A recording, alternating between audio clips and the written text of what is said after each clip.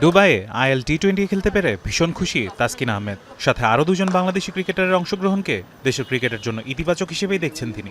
বিশেষ করে বিশ্বকাপের আগে এমন প্রতিযোগিতামূলক লিগে খেলা জাতীয় দলের প্রস্তুতিতে বাড়তি সুবিধা দিবে বলেই বিশ্বাস তাসকিনের।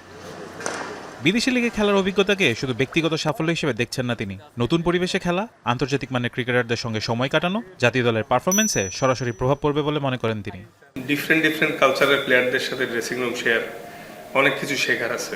সবাই সবার এক্সপিরিয়েন্সটা শেয়ার করে, যেটা নিজের ক্রিকেটে উন্নতি করতে অনেক সহায়তা হবে। ফিজ যা শিখছে, আমি যা শিখলাম, রিশাদ যা শিখলো, এটা ইন ফিউচারে আমাদের বাংলাদেশ টিমেও ইম্প্যাক্ট পড়বে। কিছুটা হলেও 5% ইমপ্রুভমেন্ট আসবে এটাতে।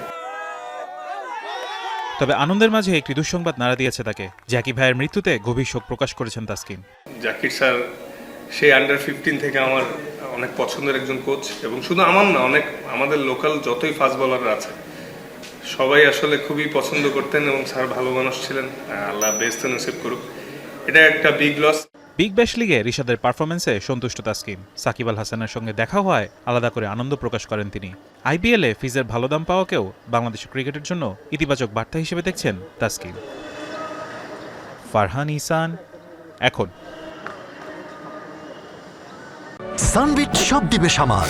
সানবিট ম্যাজিক প্রেস ডিশওয়াশিং এর মাথা ঘোরানো সলিউশন।